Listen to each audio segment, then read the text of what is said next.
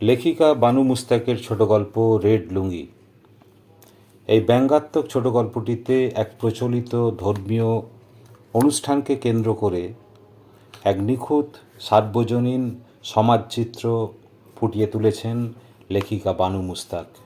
ইসলাম ধর্মে সার্কুমসিজন, বাংলায় যাকে খতনা বা মুসলমানি বলা হয়, এক অপরিহার্য ধর্মীয় ঐতিহ্য, এক সুন্নাহ। লিঙ্গের ওপরের চামড়ার অপসারণ মানে কেটে ফেলা হলো খতনা। বর্তমানে অস্ত্রোপচারের মাধ্যমে খতনা করা হয়। অতীতে বা এখনও গ্রামীণ সমাজে গরিবরা অভিজ্ঞ স্থানীয় হাজামের কাছে যান খতনা করতে। খতনা করতে এরা বাঁশের ধারালো ছাল ব্যবহার করে এবং রক্তপাত বন্ধ করার জন্য সাধারণত ছাই। খতনার পর বেশ কদিন লুঙ্গি পরে থাকতে হয়, ক্ষতস্থানে ঘষা যাতে না লাগে। গল্প রেড লুঙ্গি, গল্প অনুবাদ এবং গল্প বলাতে আমি সঞ্জয় চন্দ্র। গ্রীষ্মের ছুটিতে বাচ্চারা যখন বাড়িতে, মায়েদের বড় কষ্ট। হনুমানের দল কেউ পেয়ারা গাছে চড়ছে, কেউ দেয়াল থেকে পড়ে হাত পা ভাঙছে। সারাক্ষণ হুটোপাটি, চেঁচামেচি, নালিশ, কান্না, শাস্তি, ন্যায় বিচারের দাবি, বাড়িতে টেকার জো পর্যন্ত নেই। রাজিয়ার মাথার শিরা দপদপ করে, রগ ঝনঝন করে। বাচ্চাদের দস্যিপানা অসহ্য বোধ হয়। এই তলোয়ার, মেশিনগান, যুদ্ধ, বোমা হামলা, এই সমস্ত খেলা সহ্য হয় না। রাজিয়ার মাথা ব্যথা বেড়ে যায়। যখনই ভাবে ডিভানে শুয়ে একটু বিশ্রাম নেবে, টিভি দেখবে, ঠিক কেউ না কেউ হাউমাউ করতে করতে হাজির হয়। দোদাম্মা দেখো না, আমায় চিমটি কেটেছে। এরকম নানাবিধ নালিশ। মনে মনে গালমন্দ করতে করতে রাজিয়া উঠে দাঁড়ায়। বাড়ির 6টা ডাইনোসর ছাড়াও দেওরের 2টো করে। ছুটিতে সব হাজির হয়েছে। 3টেও আছে। 2 বোনের ছেলেরাও আছে। সবাই ছুটিতে এসছে। সব মিলে 18 জন। রাজিয়ার স্বামী লতিফ ঘরে ঢুকে স্ত্রীর অবস্থা দেখে একটু শঙ্কিত বোধ করে। রাজিয়া এমনিতেই বাচ্চা বিশেষ একটা পছন্দ করে না। হুসেন মাঠ থেকে এক ঝুড়ি আম এনে রাখলে লতিফ বাচ্চাদের উদ্দেশ্যে হুঙ্কার দেয়, চুপ, যে আওয়াজ করবে কিচ্ছু পাবে না। বাচ্চাদের বয়ে গেছে তার কথায় কর্ণপাত করার। চিৎকার করতে করতে তারা ঝাঁপিয়ে পড়ে ঝুড়ির ওপর। শুরু হয় ধস্তাধস্তি। হতাশ চোখে রাজিয়ার পানে তাকিয়ে বাথরুমের পানে চলে যায় লতিফ। রাজিয়া হাতের সামনে যে কটাকে পায় দমাদ্দম কিল মারে। হো হো করতে করতে বাচ্চারা ছুটে পালায়। এই অবিরাম যন্ত্রণার হাত থেকে রেহাই পেতে হলে এদের বিছানায় পাঠাতে হবে, এদের খতনা করতে হবে। এছাড়া অন্য কোনো উপায় নেই। এই সিদ্ধান্তে পৌঁছই রাজিয়া। 18 জনের মধ্যে 8 জন মেয়ে, তারা বাদ। 4 জনের বয়স 10-এর মধ্যে, জোড় সংখ্যা, তারা বাদ। শেষমেশ বাকি থাকে 6 জন। লতিফ বিনা প্রতিবাদে খতনা করানোর কথায় রাজি হয়ে যায়। লতিফরা শহরের অন্যতম ধনী পরিবার। 4 ছোট ভাই অন্য অন্য জায়গায় থাকে সরকারি চাকরি করার সুবাদে। কিন্তু যে কোনো অনুষ্ঠান, ছুটি ইত্যাদিতে বড় ভাইয়ের বাড়িতেই তারা হাজির হয়। খরচে রাজিয়ার কোনো কিপটেমি নেই। রাজিয়ার তত্ত্বাবধানে প্রস্তুতি শুরু হয়। কাপড় কেনা, জরির কাজ করা, চুমকি বসানো। কেটে কেটে 6টা লুঙ্গি তৈরি করার পরও অনেকটা কাপড় বাকি থেকে যায়। বাকি কাপড় দিয়ে কি করা যায় ভাবতে ভাবতে একটা বুদ্ধি খেলে যায় রাজিয়ার মাথায়। যদি গণ খতনা করানো যায়, কিছু গরিব ছেলেদেরও যদি খতনা করানো যায়। রান্নার মেয়ে আমিনার ছেলে আরিফ আছে, তাদের খেতে কাজ করে, তার ছেলে ফরিদ আছে। রাজিয়া গণখতনার প্রস্তুতি নিতে শুরু করে। শুক্রবার নামাজের পর শহরের 5টা মসজিদ থেকে ঘোষণা হয়। মসজিদের সেক্রেটারিরা ঘোষণা করে আগামী শুক্রবার আসরের নামাজের পর, আসর মানে 3য় ওয়াক্তের নামাজ বিকেলের দিকে যেটা হয়, আসরের নামাজের পর পরম করুণাময় আল্লাহর নজরানা হিসেবে লতিফ আহমেদ গণসুন্নতে ইব্রাহিমের আয়োজন করেছেন। যারা নিজেদের ছেলেদের সুন্নত করাতে চান তারা যেন অগ্রিম নাম নথিভুক্ত করিয়ে নেন। খতনা বলাই যেত, কিন্তু মাইকে সবার সামনে শব্দটা বলতে বাধো বাধো ঠেকে। যেমন ভাবা হয়েছিল সেরকমই হলো। বহু দরিদ্র পরিবার তাদের ছেলেপুলেদের নাম লেখালো। রাজিয়ারা লুঙ্গির পর লুঙ্গি তৈরি করলো। নিজের পরিবারের জন্য বাহারি লুঙ্গি, জরি, চুমকি, সিকুইন দেয়া। অন্যদের জন্য সাধারণ লাল লুঙ্গি।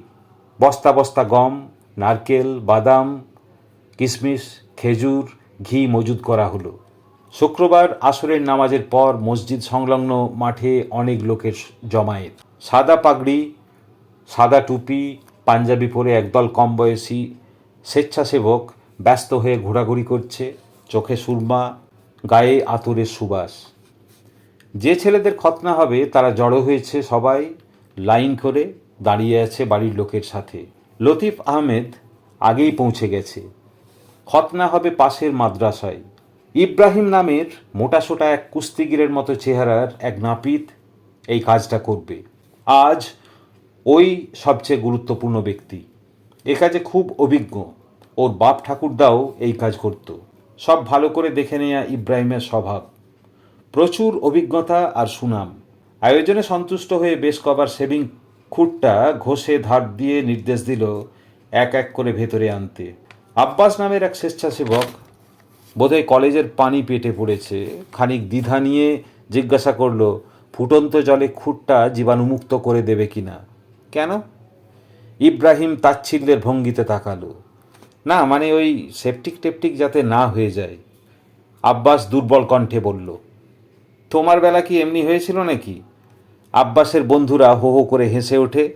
অসভ্য বর্বরের দল একটা। গজগজ করতে করতে আব্বাস হেঁটে চলে যায়। একচোট বিজয়ীর হাসি হেসে ইব্রাহিম হাঁক ছাড়ে, একজন একজন করে ভেতরে আনো।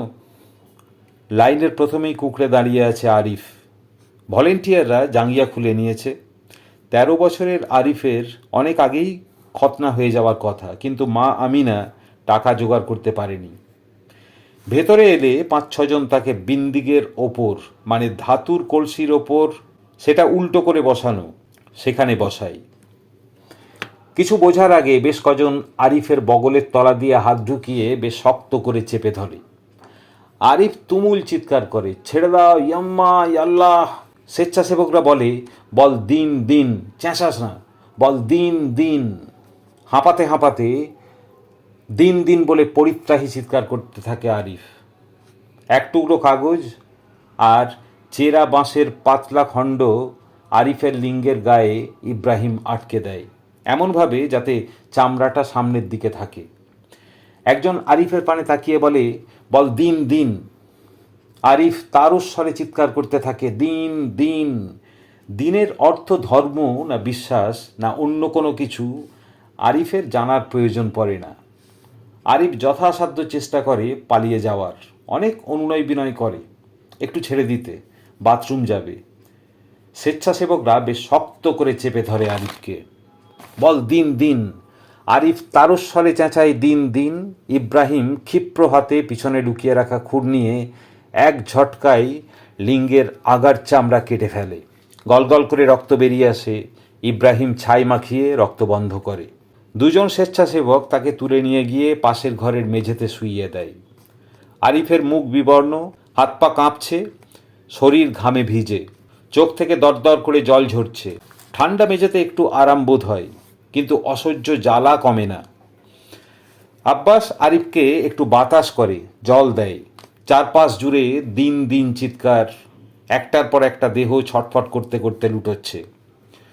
তীব্র জ্বালা সত্ত্বেও আরিফের চোখ জুড়িয়ে আসে, তন্দ্রায় ঢুলে পড়ে, আবার চমকে জেগে ওঠে। এই চলছে যখন আব্বাস এসে তাকে ঝাঁকিয়ে দিয়ে জানায় তার মা এসছে। সে হাঁটতে পারবে কিনা জানতে চায়। মাকে দেখে বুকে বল আসে আরিফের। জীর্ণ বোরখা পরে তার মা দরজার ওপারে দাঁড়িয়ে, পুরুষদের সামনে লজ্জায় আসতে পারছে না। আব্বাসকে ধরে আরিফ উঠে দাঁড়ায়। দরজার মুখে লতিফ আহমেদ বসে। বেরোনোর সময় একটা থলে হাতে ধরিয়ে দেয়, তাতে গম, কয়েক টুকরো নারকেল, প্যাকেট মোড়া মাখন, চিনি।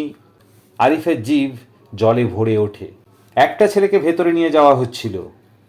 বেচারা কাঁপতে কাঁপতে থমকে দাঁড়ায়।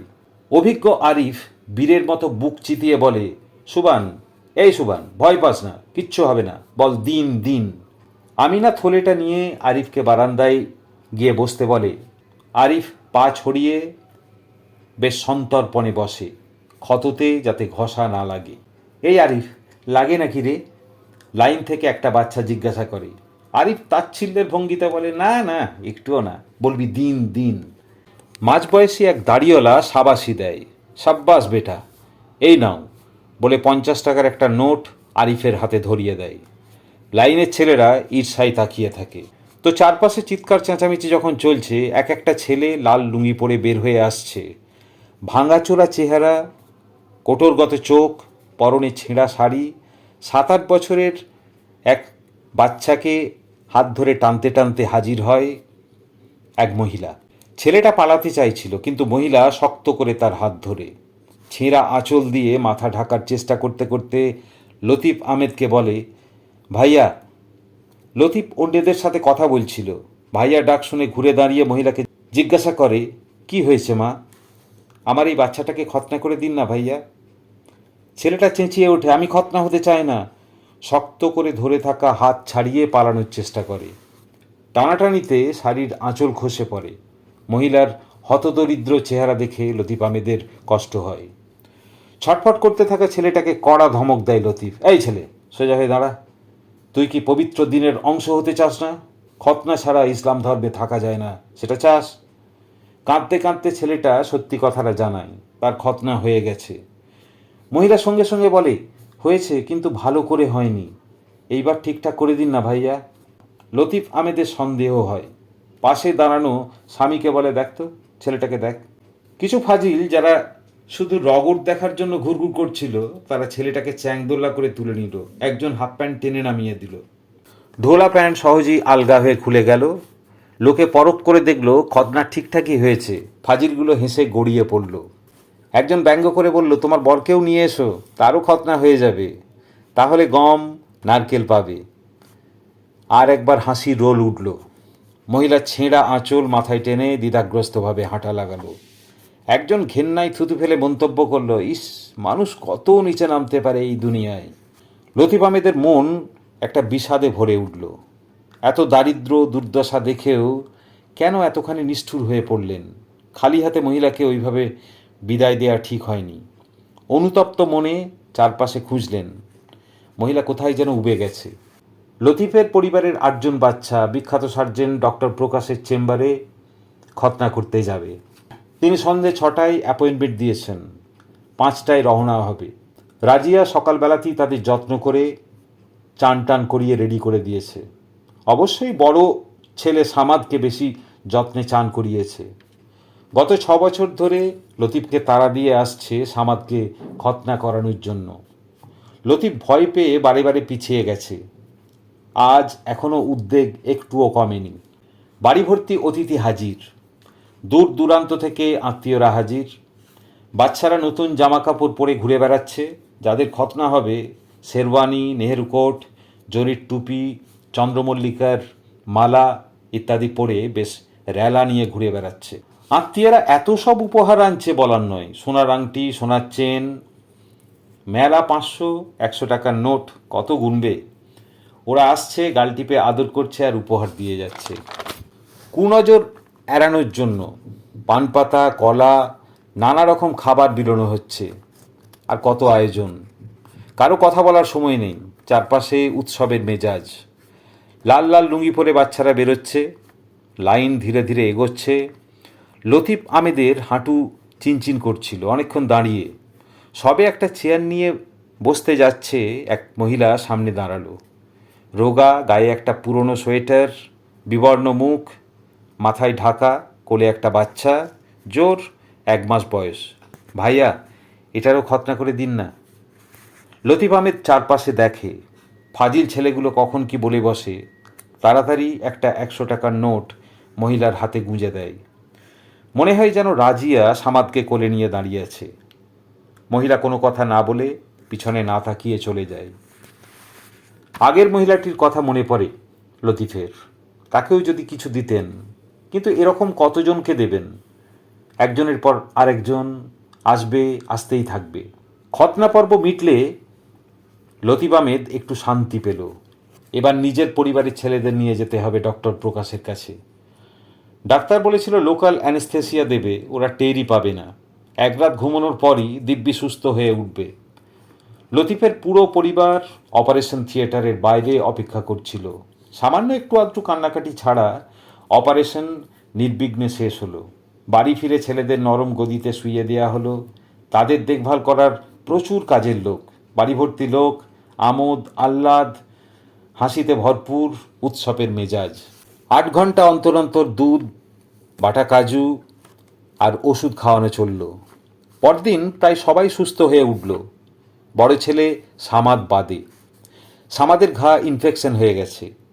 খতনার 5ম দিনের দিন হঠাৎ উঠোনে খুব হইচই। আরিফ, সেই রান্নার লোক আমিনার ছেলে, পেয়ারা গাছে চড়ে ডাঁসা পেয়ারা পেরে খাচ্ছে। নিচে থেকে কাজের লোকেরা তারস্বরে নামতে বলছে। ওর মা আমিনাও ছেলেকে নেমে আসতে মিনতি করছে। আরিফকে রাজিয়ার কাছে আনা হলে পর আরিফ আর একটা পেয়ারা পকেট থেকে বের করে চিবুতে শুরু করলো। রাজিয়া অবাক বিস্ময়ে জিজ্ঞাসা করলো, আরিফ, তোর না খতনা হয়েছে? ঘা ভালো হয়ে গেছে? হ্যাঁ চিকাম্মা। আরিফ নির্লজ্জভাবে লুঙ্গি সরিয়ে ক্ষত দেখালো। একদম সেরে গেছে। কাটা জায়গা পুরোপুরি শুকিয়ে গেছে, পুঁজটুজ কিচ্ছু নেই। অথচ ছেলে সামাদের অবস্থা মারাত্মক। অ্যান্টিবায়োটিক খাওয়ানো সত্ত্বেও ঘা পেকে উঠেছে। নিজে উঠে হেঁটে কিচ্ছু করতে পারছে না। নার্স এসে নূতন করে ব্যান্ডেজ, ইঞ্জেকশন ইত্যাদি দিয়ে গেছে। আর দেখো আরিফ দেদার গাছে উঠছে। কি বড়ি খেয়েছিস রে আরিফ? কোনো বড়ি তো খাইনি চিকাম্মা, শুধু একটু ছাই দিয়েছি। রাজিয়া ভীষণ অবাক হয়। এত অনাড়ম্বরভাবে গরিবদের খতনা হয়? ভাবা যায় ছাই দিয়ে ঘা শুকোনো? কেউ যদি মারা যায়? রাজিয়া ওপরের ঘরে ঘুমিয়ে থাকা বাচ্চাদের দেখে সামাদের ঘরে গেল। টেবিল ভর্তি মিষ্টি, বিস্কুট, শুকনো ফল। রাজিয়া ভাবল আরিফকে ডেকে কিছু খাবার দাবার দেবে, কিন্তু বেরিয়ে দেখতে পেল না। সামাদের গায়ের চাদর ঠিকঠাক করে রাজিয়া রান্নাঘরে গেল। বাচ্চাদের জন্য চিকেন স্যুপ আর অতিথিদের জন্য পোলাও, কোরমা। রান্নার তদারকি করতে করতে মনটা কু ডেকে ওঠে। রান্না ছেড়ে দৌড়ে ওপরে যায়। সামাদের দরজা বন্ধ করে রেখে এসছিল যাতে সামাদ নিশ্চিন্তে ঘুমোতে পারে। দরজা খুলে রাজিয়া চোখে অন্ধকার দেখে। তার চিৎকারে সবাই দৌড়ে উপরে আসে। মেঝেতে রক্তাক্ত অবস্থায় অজ্ঞান হয়ে পড়ে আছে সামাদ। ঘুম থেকে উঠে সামাদ রাজিয়াকে খুঁজতে আসছিল, কিন্তু দরজা পর্যন্ত পৌঁছানোর আগেই অজ্ঞান হয়ে যায়।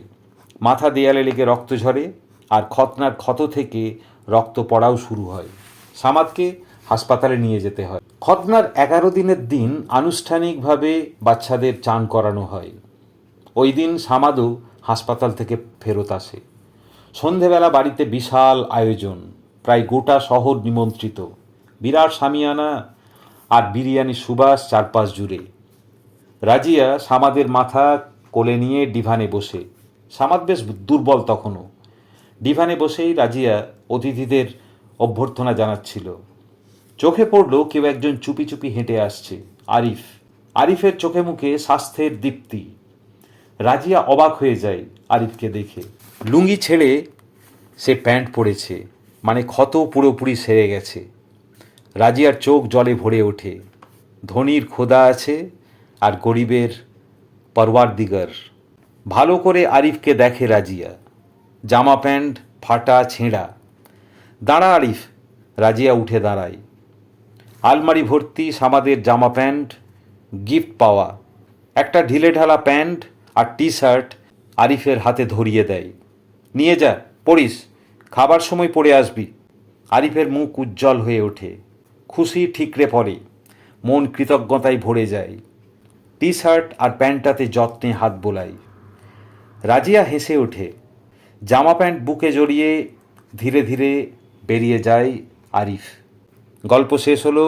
শোনার জন্য অনেক ধন্যবাদ।